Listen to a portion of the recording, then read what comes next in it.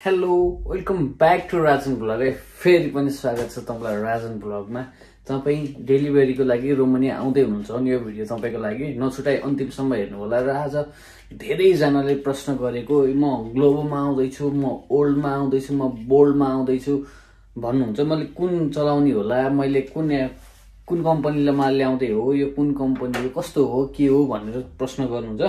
आज भिडियो चाहिँ डेलिभरीमा आउँदाखेरि तपाईहरुले चलाउने एपको बारेमा। इन्टरभ्यु सकेर रोमानिया आउने क्रममा अब कोही ओर परको पर्खाइमै हुनुहुन्छ, धेरै जनाले मेसेज गर्नु भएको छ है।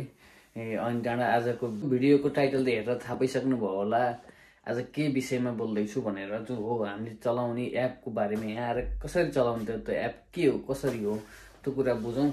आज हामीले चलाउने एपहरू जस्तै तीनटा छ है। यहाँ डेलिभरी रोमानियामा चाहिँ विशेष गरी तीनवटा एप चाहिँ छ डेलिभरीकोमा, जुन हामीले म्याक्सिमम चलाउने भनेको ग्लोबो एप, अनि त्यहाँबाट ओल्ड अनि बोल्ड। यो तीनवटा एपमा फुड डेलिभरी हुन्छ। यिनै तीनवटा एपमा हो हामी फुड डेलिभरी गर्न आउने। अनि त्यहाँबाट तपाईँहरूले भन्नुहुन्छ धेरै म ग्लोबोले मलाई कन्ट्र्याक्ट गर्ने हो कि के हो, ओल्डले गर्ने हो कि बोल्डले गर्ने हो कि कसरी हुन्छ त नि। हामी अब यो ओल्ड बोल्ड भनेको त रोमानियाको कम्पनी होइन। अनि त्यहाँबाट यिनीहरूले हामीलाई कसरी यहाँ लिएर आउँछ, यिनीहरूले हो हामीलाई साइन गराउने, यिनीहरूले हो भन्नुहुन्छ धेरैजनाले है। वास्तविक त के हो त नि, तपाईँहरूले ओल्डले लिएर आउने हो त, ग्लोबलै लिएर आउने हो रोमानिया, अथवा कुनै उसले लिएर आउने हो त? मैले भन्नुपर्दा चाहिँ होइन, किनकि तपाईँलाई यो कम्पनीहरूले लिएर आउने होइन।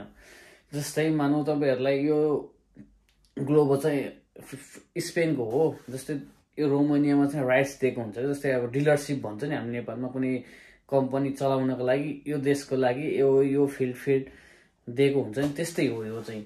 यहाँ चाहिँ अब रोमानियामा विभिन्न मान्छेहरूलाई अब किन्नुपर्छ, लिनुपर्छ होइन, फिड यसको लिनुपर्छ। लिइसकेपछि उनीहरूले एउटा कम्पनी खोल्छ, त्यो कम्पनीबाट उनीहरूले मान्छे मगाउने हो। हामीलाई सिधै ग्लोबलले, सिधै ओल्डले, सिधै बोल्डले चाहिँ हामीलाई यहाँ बोलाउने होइन र ल्याउने पनि होइन। कुनै कम्पनी खोल्छ, त्यो उनीहरूसँग अथोराइज लिन्छ र त्यसको राइट्स लिन्छ। राइट्स लिइसकेपछि नि हामीलाई चाहिँ यहाँनिर कम्पनी खोलेर कम्पनीबाट अनि हामीलाई बोलाएर हाम्रो काम लगाउने हो।